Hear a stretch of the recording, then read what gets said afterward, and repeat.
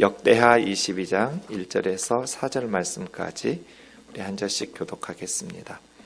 예루살렘 주민이 여호람의 막내 아들 아하시아에게 왕위를 계승하게 하였으니 이는 전에 아라비아 사람들과 함께 와서 진을 치던 부대가 그의 모든 형들을 죽였음이라. 그러므로 유다 왕 여호람의 아들 아하시아가 왕이 되었더라.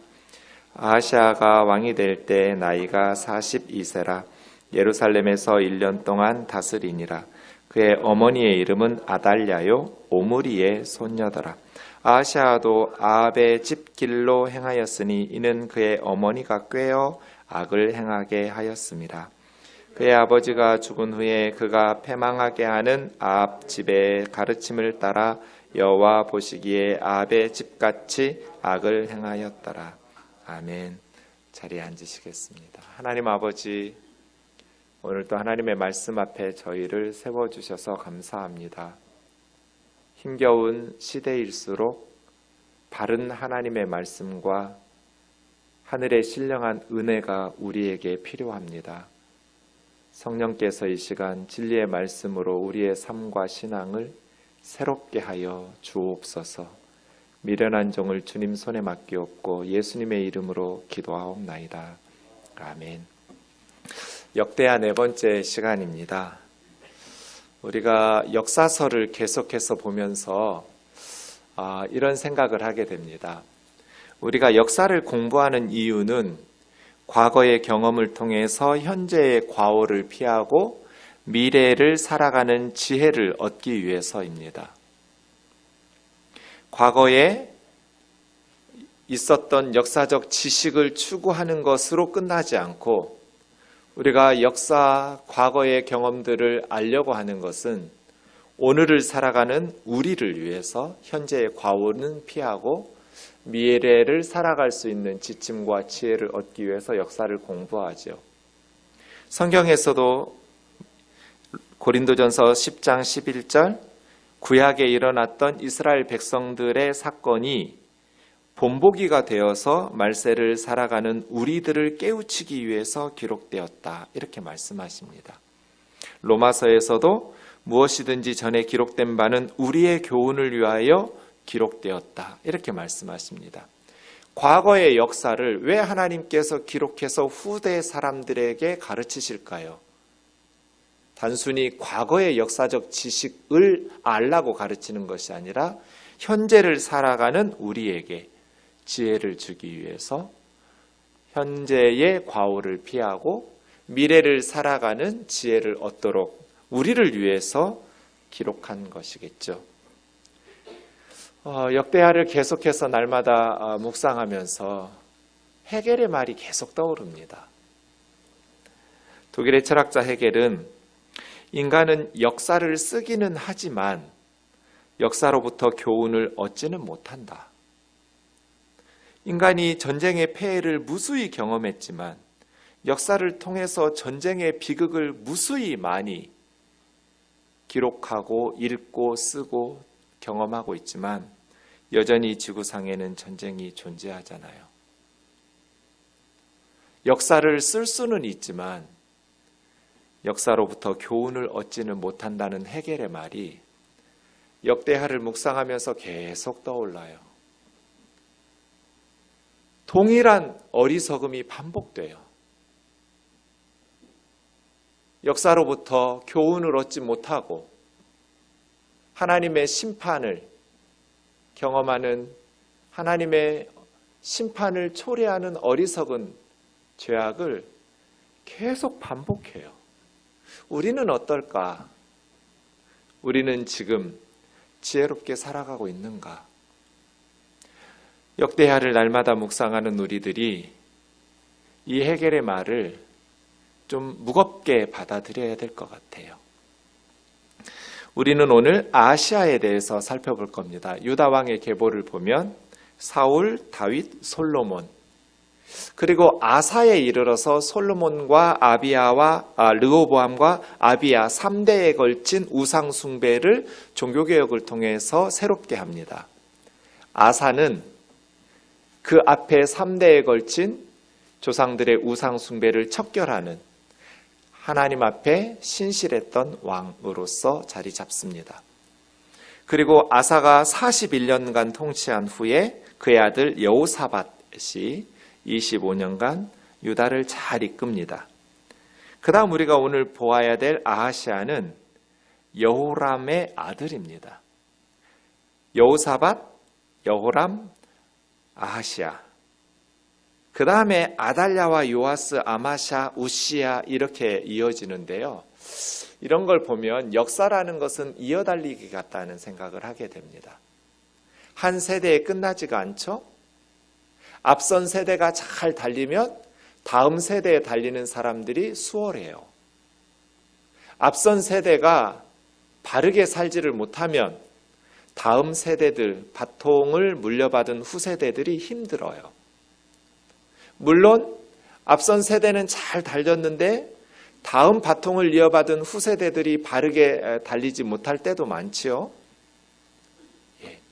역사라는 것이 이어달리기와 같아서 우리의 오늘 달리는 그 길이 다음 세대에게 어쩔 수 없이 선한 영향력이든 악한 영향력이든 영향을 남길 수밖에 없죠. 우리가 지난 주일에 아사에 대해서 배웠는데 그의 아들 여호사밧은 어땠을까요? 또 여호람과 아하시아는 어땠을까요? 오늘 본문 좀 보겠습니다. 예루살렘 주민이 여호람의 막내 아들 아하시아에게 왕위를 계승하게 하였으니, 이 표현이 조금 어색하다는 느낌이 듭니다. 그냥 아버지 여호람이 죽었어요. 그러면 아하시아가 아들이 왕위를 계승하는 것이 당연하잖아요. 왜냐하면 여호람의 다른 아들들, 아하시아의 모든 형들이 죽었거든요. 아라비아 사람들이 쳐들어와서 전쟁 중에 다 죽였어요. 막내 아들 아하시아만 살아남았어요. 그러니 당연히 여호람이 죽은 후에는 하나만 살아남았던 아하시아가 왕위를 계승하는 것이 자연스러운 것 같은데, 그 시대에는 예루살렘 주민이 왕위를 계승하게 했다, 이런 표현들이 있는 거예요. 여기에 뭔가 비밀이 좀 숨겨져 있는 것 같아요. 모든 형들은 죽었고 혼자 살아남아서 아버지의 왕위를 계승했어요. 그런데 여러분 성경 읽다 보시면 오늘 본문 아하시아라는 이름하고 여호아하스라는 말하고 아사랴라는 말이 다 나와요. 그러니까 같은 사람이에요. 이름이 3개가 있어요. 아하시아, 여호아하스, 아사랴. 이걸 기억해 두시고요. 네, 아하시아는 여호사밧의 손자 여호람의 아들, 이렇게 기억해 두시면 좋겠습니다. 그런데 문제는 2절부터 4절이에요. 아하시아가 왕이 될 때 42세, 열왕기 하에서는 22세로 나와요. 둘 중 하나는 틀린 거죠? 네, 22세가 맞는 것 같아요. 왜냐하면 그의 아버지가 40살에 죽었으니까 아버지가 죽고 나서 왕위를 계승할 텐데 아버지 나이보다 많을 수는 없잖아요. 아마 지금 원본이 없기 때문에 성경은 창세기부터 요한계시록까지 원본이 없어요. 남아있는 건 다 복사본, 필사본밖에 없어서 필사본의 오류인 것 같아요. 그런데 아하시아는 1년밖에 통치하지를 못했어요. 무슨 일이 있었을까요? 22살에 왕이 돼서 만으로 1년도 안 돼 몇 달 통치하다가 죽은 거예요. 그런데 그의 어머니 이름이 아달랴인데 오므리의 손녀예요. 아달랴. 오므리는 누구고 아달랴는 누구일까?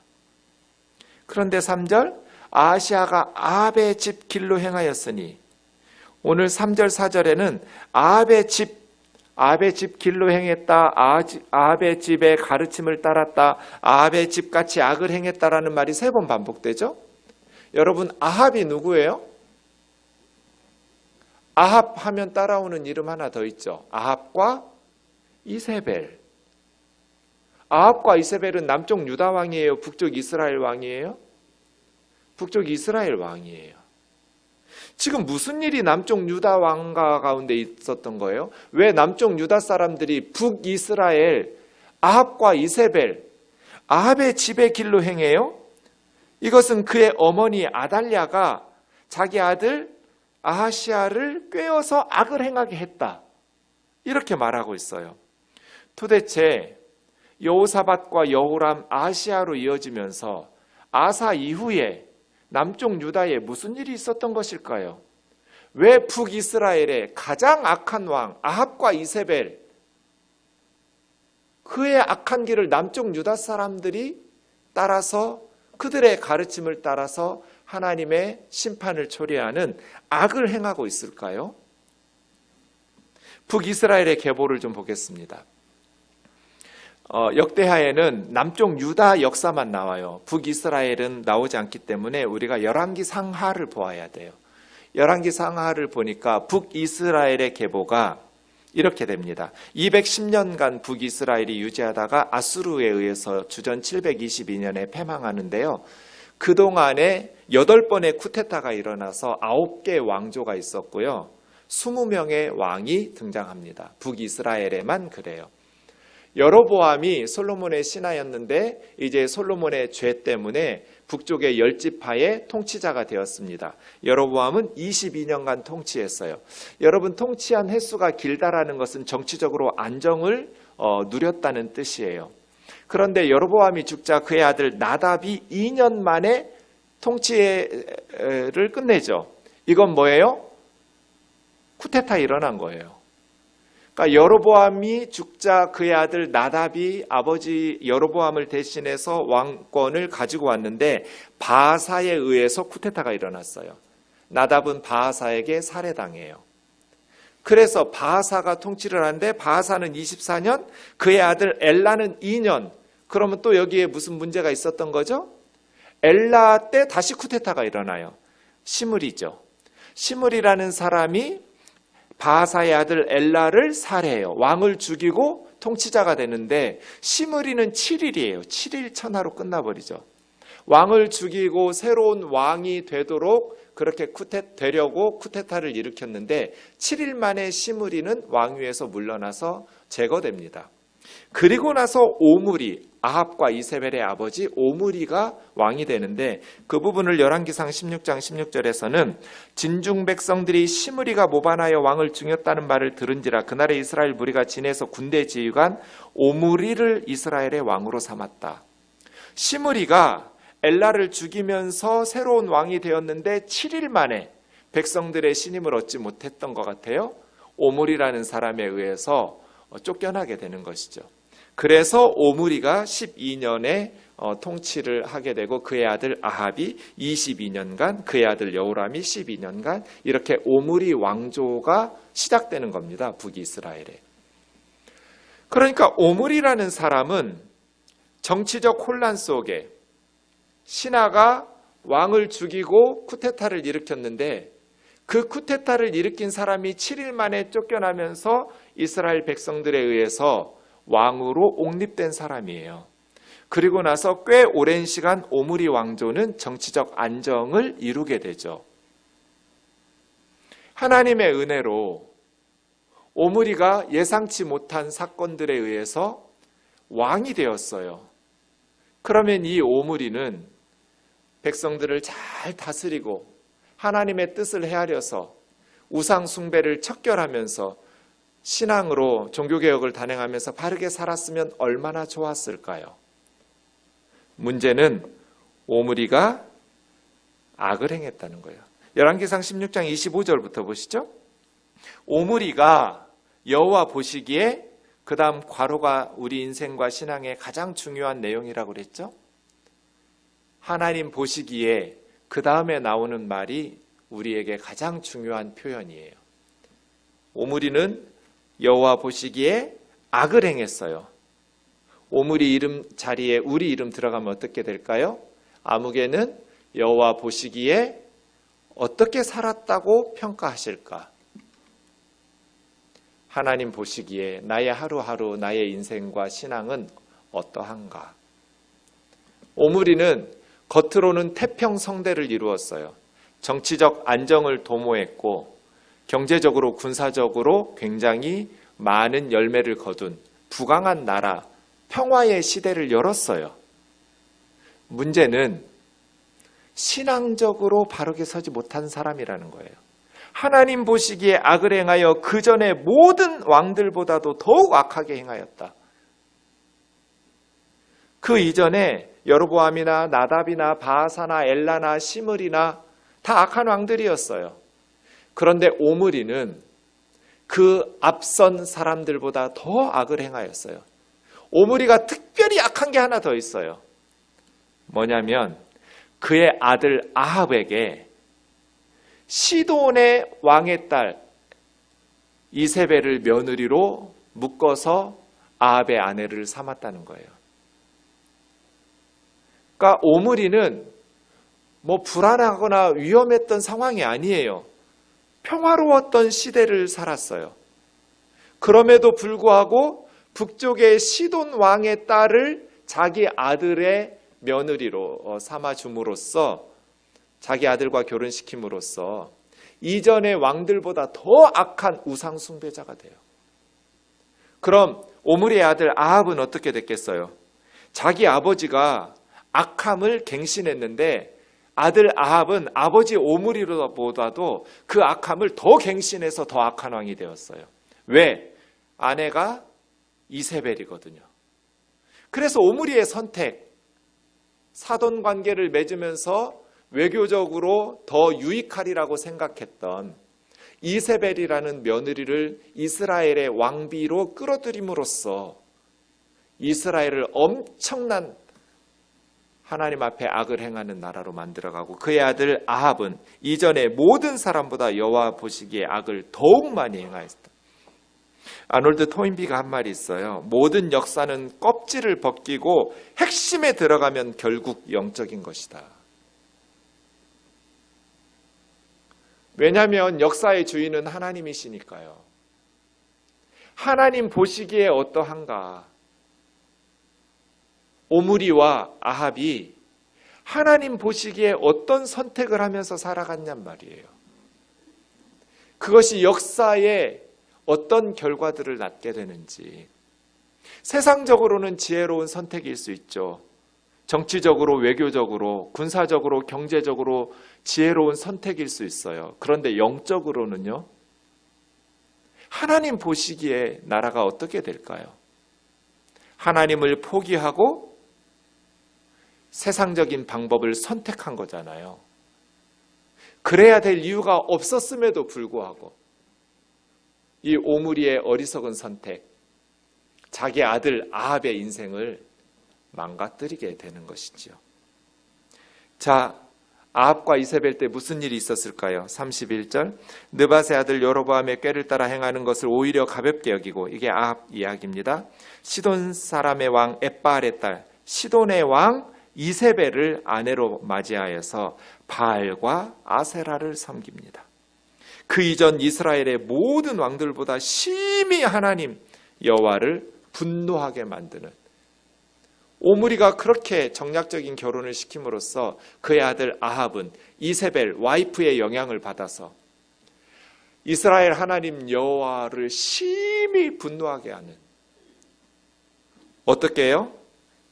여러분, 가장 악한 세대에 가장 능력 있는 선지자들을 하나님이 주시기도 합니다. 그 악한 시대를 살아내는 하나님의 백성들을 위해서 탁월한 말씀의 종들을 주시는 것 같아요. 아합과 이세벨 시대에 엘리야와 엘리사 선지자를 북이스라엘에 주셨어요. 엘리야 선지자의 고백이 19장에 나오는데, 그가 대답하되, 엘리야가 하나님께 말하는 거예요. 이스라엘 자손이 주의 언약을 버리고 주의 제단을 헐며 칼로 주의 선지자들을 죽였음이오며 오직 나만 엘리야 선지자는 자기 혼자 살아남았다고 생각했어요. 물론 하나님께서 바알에게 무릎 꿇지 않는 7,000명을 남겨두었다, 숨겨두었다 엘리야에게 말씀해 주셨지만, 겉으로 볼 때 북이스라엘에는 아합과 이세벨에 의해서 진실하게 하나님을 섬기는 진실한 하나님의 종들은 다 칼로 죽였어요. 모든 하나님을 예배하는 제단은 헐어버렸어요. 북이스라엘 10지파는 그야말로 바알과 아사라라는 우상, 북쪽의 시돈의 우상을 섬기는 우상 숭배 천지가 돼버렸어요. 하나님을 바르게 섬겨야 된다고 하나님의 말씀을 바르게 전하는 선지자들은 다 죽이는 거예요. 이세벨 앞에서 살아남지를 못해요. 이게 아합과 이세벨이에요. 이게 오므리가 한 짓의 결과예요. 결국 북이스라엘은 하나님의 심판으로 멸망할 수밖에 없었겠죠. 자, 이러한 역사적인 진행 상황을 남쪽 유다의 여호사밧이 알았을까요? 몰랐을까요? 몰랐을 리가 없죠. 북쪽에서 지금 어떻게 결혼하고 있는지, 그 결혼의 결과가 어떠한지 엘리야 선지자는 남쪽 유다에도 말씀을 전하거든요. 엘리야 선지자가 어떻게 활약하고 있는지 갈멜산에서 바알과 아세라 선지자 850명과 하늘에 불이 임하는 게 진짜 하나님이다. 이러한 모든 사건들을 다 알고 있었을 거예요. 그러면 남쪽 유다 왕들은 어떻게 통치해야 될까요? 어떤 선택들을 해야 될까요? 유다 계보를 다시 보시죠. 아버지 아사가 종교개혁을 단행하면서 하나님의 복을 누렸어요. 41년간 태평성대를 누리면서 평화를 누렸어요. 그의 아들 여호사밧이 아버지를 이어서 왕위를 계승했어요. 여호사밧은 어떤 왕이었을까? 역대하 17장에 보면 여호와께서 여호사밧과 함께 하셨다. 왜요? 여호사밧이 다윗처럼 하나님을 섬겼으니까요. 여호사밧은 아버지 아사의 신앙을 계승했어요. 아사의 종교개혁을 여호사밧도 진행하면서 바알과 아세라를 섬기지 못하도록 하나님 앞에 신실한 믿음으로 걸어가게 됩니다. 그래서 하나님께서 나라를 그의 손에서 견고하게 하시고 북이 영화를 크게 누리도록 복을 내려주십니다.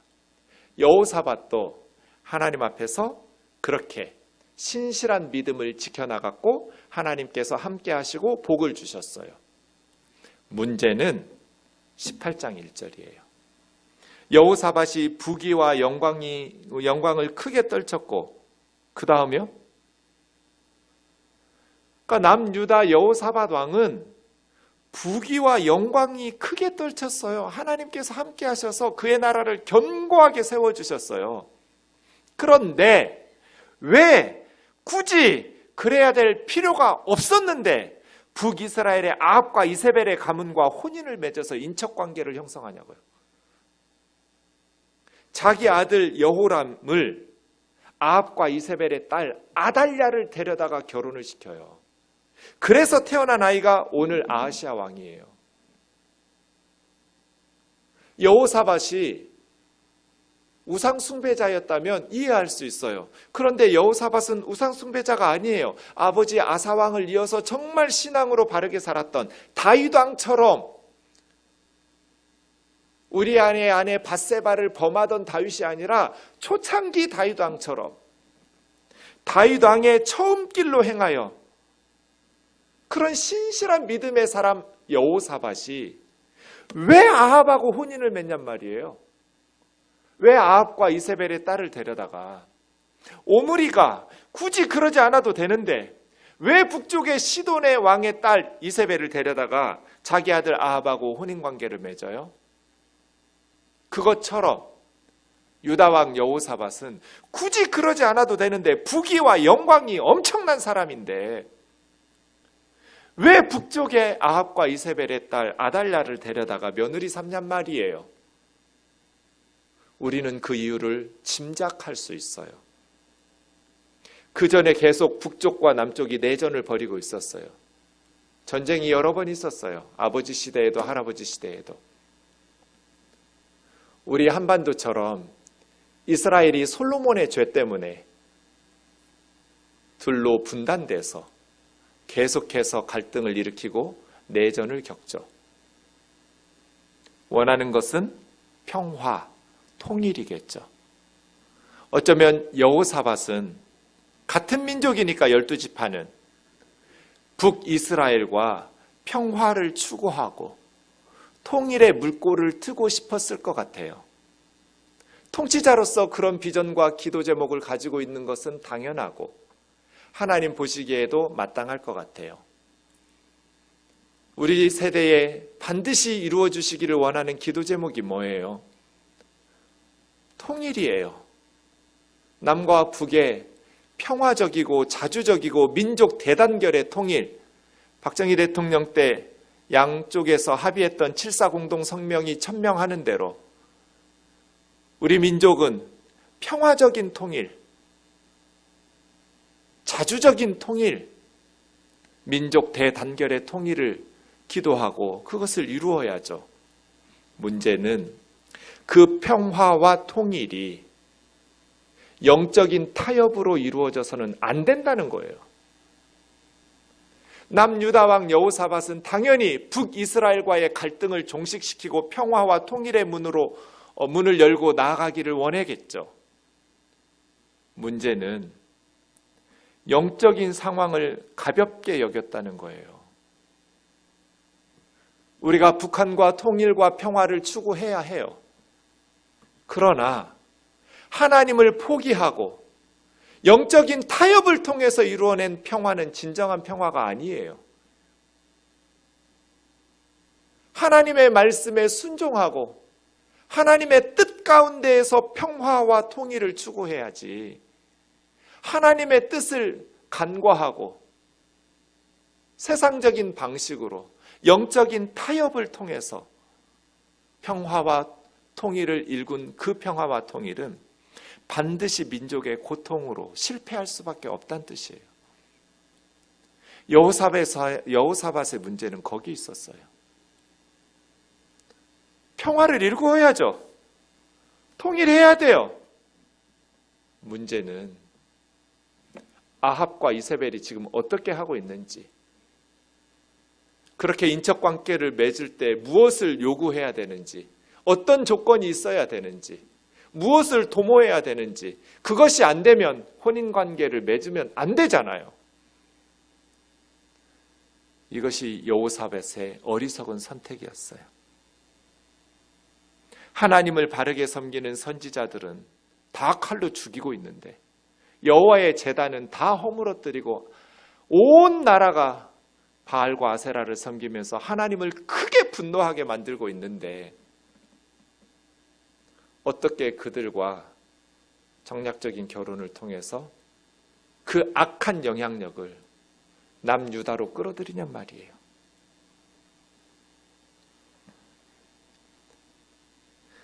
(2년) 후에 사마리아의 아합에게 내려가서 여호사밧은 남북의 화합을 도모하지만 결국은 실패합니다. 자, 여호사밧은 하나님 섬겼어요. 3대 만에 솔로몬, 르호보암, 아비야, 3대 만에 우상 숭배를 끊고 아사와 여호사밧, 하나님을 잘 섬기는 나라로 만들었어요. 문제는 결혼을 잘못시켰어요. 제가 늘 말하죠. 집안이 잘 되려면 남의 집 사람이 잘 들어와야 돼요. 사위와 며느리가 잘 들어와야 돼요. 남의 집 사람이 잘 들어오려면 우리 집으로 내 자식들을 잘 가르쳐야 돼요. 신앙으로.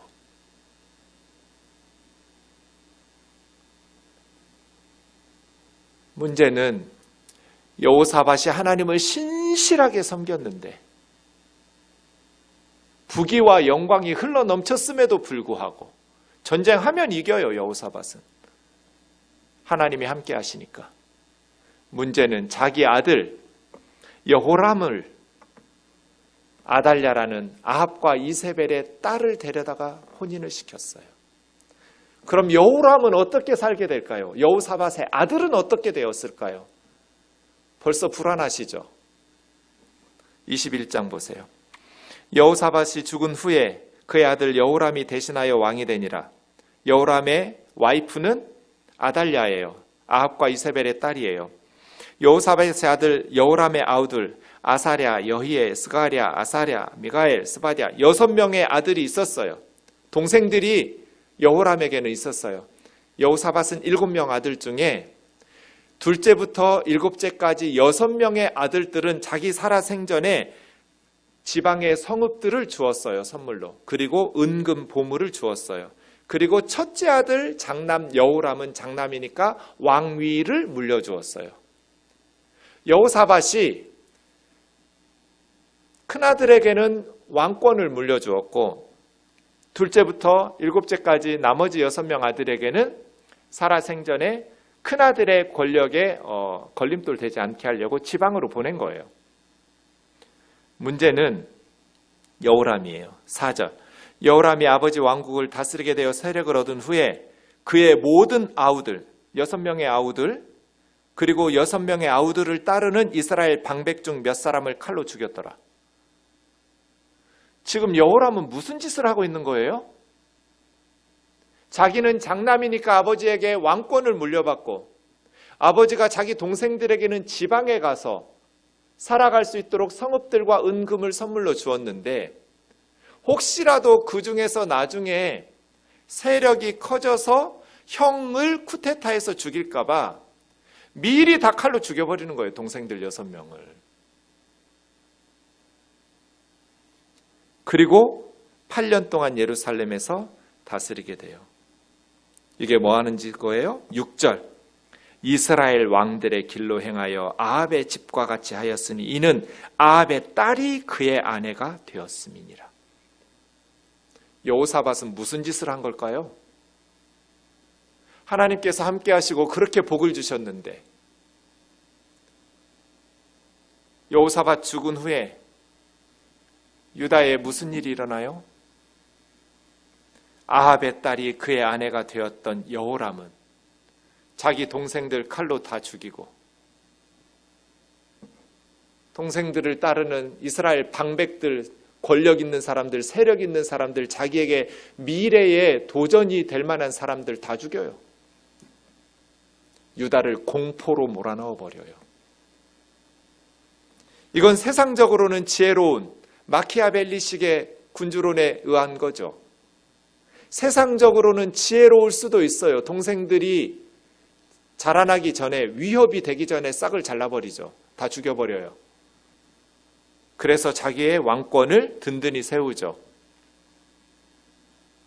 하나님이 없다면 자기 생각대로 지혜롭게 선택한 방식대로 역사가 흘러가겠죠. 그런데 하나님이 살아계시잖아요. 하나님 두려운 줄을 모르고 어쩌면 이런 짓을 해요? 그래서 여호사밧을 생각할 때 우리는 이 질문을 던질 수밖에 없어요. 나는 자녀들에게 무엇을 물려주고 갈 것인가? 여호사밧은 아들에게 왕위는 물려주었지만 자신이 가지고 있었던 신앙은 물려주지 못했어요.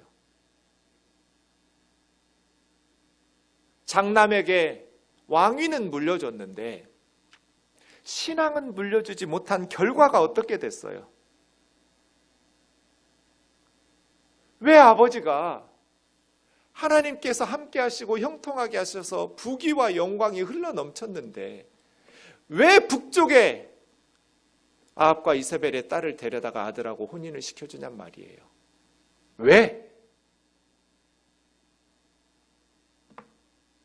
영적인 타협과 하나님의 뜻을 따르지 않는 인간적인 머리에서 나오는 평화와 통일이 무슨 선한 열매를 맺을 수 있겠어요? 역사 가운데서. 나는 자녀들에게 무엇을 물려주고 갈 것인가? 재산은 물려줄 수 있어요. 권력도 물려줄 수 있어요. 그런데 가장 중요한 유산은 신앙 아니에요? 여호사밧은 자기 아들 여호람에게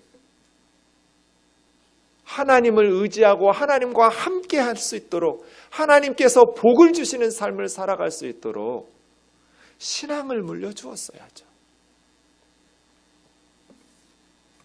여호람이 그렇게 악을 행할 때 이 역사서를 보면서 우리가 답설야중거라는 눈 덮인 들판 걸어갈 때 함부로 걷지 마라. 금일 아행적 오늘 내가 걸은 그 발걸음이 수작 후인정 훗날 누군가의 이정표가 되니까 앞선 세대들은 함부로 걸어가면 안 되는 거잖아요. 역사는 이어달리기예요. 내가 어떻게 살아가느냐에 따라서 우리 아들, 딸이 살아가요. 어떻게 영향을 안 받아요? 여호사밧이 바르게 걸어갔어야 돼요. 아무리 평화가 중요하고 통일이 중요하다 해도 하나님을 배제시키는 평화와 통일은 진정한 평화가 아니고 진정한 하나됨이 아니에요. 역사 가운데 하나님을 인정하고 하나님의 뜻에 순종하면서 하나님의 말씀에 순종하면서 평화와 통일을 추구해야죠. 여호사밧 말이에요. 그 여호람이 어떻게 되었을까요? 동생들 다 죽였어요. 방백들 다 죽였어요. 이제 자기를 대항할 만한 세력이 없어요. 그런데 여호람은 8년 만에 제거되었죠. 왜 젊은 날 왕위에 올랐는데 8년밖에 다스리지를 못하고 32살에 왕이 돼서 40살에 죽거든요. 왜 그렇게 빨리 제거됐을까요? 21장 16절에 보면 주어가 여호와예요. 여호와께서 블레셋 사람들하고 아라비아 사람들을 격동시키셔서 남유다를 침략하게 하셨어요. 여호람을. 그래서 여호람이 전쟁터에서 죽게 돼요. 블레셋과 아라비아 사람들에 의해서 제거되죠. 그렇게 유다를 침략하였을 때 왕궁의 모든 재물과 이때 죽지는 않네요. 왕궁의 모든 재물과 아들들과 아내들을 탈취하였으므로 막내 아들, 여호람의 막내 아들만 살아남아요. 나머지 아하시아의 형들, 여호아하스가 아하시아예요. 하나들도 남지 않았어요. 전쟁에서 죽을 뻔하다가 구사일생으로 여호람이 살아남아요. 그런데 그때 아내들과 아들들 다 자기 아들들과 자기 아내들 다 빼앗기게 돼요. 왕궁의 보물들도 다 빼앗기게 되죠. 막내 아들 아하시아 하나만 살아남아요. 이렇게 전쟁에서 그동안 쌓아놓은 모든 것을 잃어버려요. 그 다음 이 전쟁이 끝난 지 2년 후에 이제 여호람이 죽는데요. 고치지 못할 병이 배에 생겨요. 창자에. 여호람에게. 하나님께서 질병으로 만 2년 만에 창자가 병으로 빠져나오면서 배 창자가 밖으로 나오면서 심한 병으로 앓다가 여호람은 죽어요. 그래서 8년 만에 여호람이 제거돼요.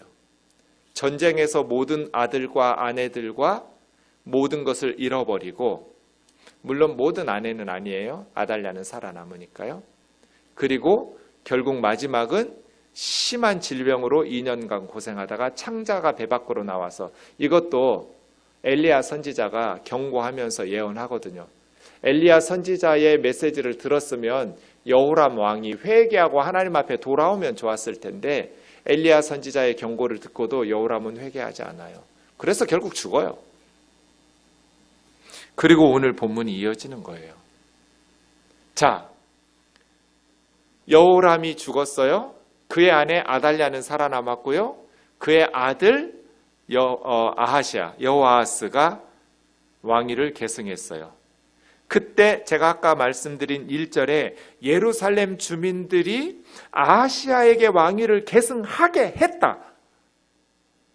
사실은 아달랴가 왕위를 잡고 싶었던 거예요. 이 아합과 이세벨의 딸, 남유다로 시집왔던 북쪽의 공주 아달랴가 지금 자기 아들들 다 죽고 막내 아들 하나 살아남아 있고 남편도 병으로 죽고, 그러니 아달랴는 권력이 많은 그런 무서운 여자거든요. 그런데 예루살렘 주민들이 아달랴가 아니라, 북쪽에서 시집 온 여자가 아니라 살아남은 막내 아들 아하시아에게 왕위를 계승하게 만든 거예요. 아라비아 사람들과 블레셋 사람들 전쟁 중에 형들은 다 죽었으니까. 문제는 그 아하시아가 1년 동안, 몇 달 동안 다스리면서 그의 어머니가 아달랴죠? 아합과 이세벨의 딸이에요. 오므리 손녀죠. 어머니의 악한 꾀에 꾀임을 당해서 아들 아하시아도 아합의 길로 바알과 아세라 숭배하면서 우상 숭배하면서 살았다는 거예요. 이것이 오늘 우리에게 주신 하나님 말씀이에요. 형들이 다 죽는 중에 자기 혼자 살아남았어요. 그럼 어떻게 해야 돼요? 왜 하나님께서 나만 살려주셨을까? 살아남은 자의 무게감이 있어야 하잖아요. 형들이 다 아라비아 사람들에게 죽임을 당하는 중 왜 하나님은 막내 아들인 나 하나만 살려두었을까? 그러면 살아남은 아하시아는 하나님의 뜻을 헤아려서 바른 정치를 했다면 얼마나 좋았을까요? 아하시아는 아사와 여호사밧, 자기 증조 할아버지와 자기 할아버지 아사와 여호사밧의 길을 선택할 수도 있었고, 자기 외할아버지 아합과 이세벨의 길을 선택할 수도 있었어요. 자기 할아버지 여호사밧의 길을 걸었다면 이렇게 비참하게 죽임을 당하지 않았을 거예요. 그런데 아하시아는 어리석게도 할아버지 여호사밧이 아니라 외할아버지 아합 이세벨의 길을 따르죠. 인생에 있어서 가장 중요한 게 뭐예요? 누구를 본받을 거냐예요. 아하시아가 할아버지 여호사밧을 본받았다면 자기 아버지처럼 그렇게 비참하게 마지막 되는 모습을 눈으로 봤잖아요. 22살 때까지 봤으니까. 22살에 아버지 죽었으니까. 그 비참한 아합의 길의 결론을 보았으면 그의 할아버지 여호사밧의 길을 걸었어야죠. 왜? 어머니 아달랴의 꾀임을 받아서 악을 행하면서 우상 숭배자가 되어서 비참하게 예후에 의해서 살해당하거든요. 사마리아에 갔다가. 외갓집 갔다가 예후의 칼에 제거돼요. 그래서 1년도 통치를 못하고 아하시아는 인생을 마무리 지은 거예요. 할아버지를 본받았더라면, 외할아버지가 아니라 할아버지 여호사밧을 본받았더라면 그와 그의 나라가 하나님께서 주시는 복을 누렸을 텐데, 우리는 누구를 본받으면서 살아가고 있는가? 예수님께서 우리에게 뭐라고 말씀하셨어요? 제자들을 불러다가 이방인의 집권자들이 그들을 임으로 주관하고 자기들 맘대로 통치한다는 거예요. 이방인의 통치자들은, 이방인의 고관들은 권세를 부리는 줄 너희가 알거니와. 이게 세상의 방식, 아합의 가르침이에요. 세상의 방식의 통치죠. 너희 중에는 그렇지 않을지니. 예수님의 제자들은 그렇게 살면 안 돼. 교회는 그런 공동체가 되어서는 안 된다는 거잖아요. 그리스도인들은 그렇게 살아서는 안 된다는 거예요. 너희 중 누구든지 크고자 하는 자는 섬기는 자가 되고, 하나님의 백성들은 리더가 되면 이방인의 주권자들처럼 자기 맘대로 명령하고 주관하고 통치하고 지배하고 권세를 부리는 것이 아니라 맡겨주신 백성들을 섬기는 리더가 되라는 거잖아요. 으뜸이 되고자 하는 자는 모든 사람의 종이 되어서 섬겨야 된다. 마가복음 10장 45절은 마가복음의 핵심 구절이거든요. 인자가 온 것은, 예수님이 이 세상에 오신 것은 섬김을 받으려 함이 아니라 도리어 섬기려 하고 자기 목숨을 많은 사람의 대속물로 주려 함이니라. 우리는 누구를 본받을 것인가? 예수님의 제자답게 이방인의 주권자나 통치자들이 아닌 예수님의 제자다운 삶, 예수님께서 말씀하신 예수님의 교훈, 예수님의 가르침을 따라서 열심히 실력을 기르고 열심히 노력을 하되 그것으로서 얻은 물질과 재물과 힘과 권력으로 다른 사람을 억압하고 제거하고 그런 이방인의 길이 아니라 섬기고 종이 된 그러한 주님의 길 걸어가는 저와 여러분 되기를 주의 이름으로 축원합니다.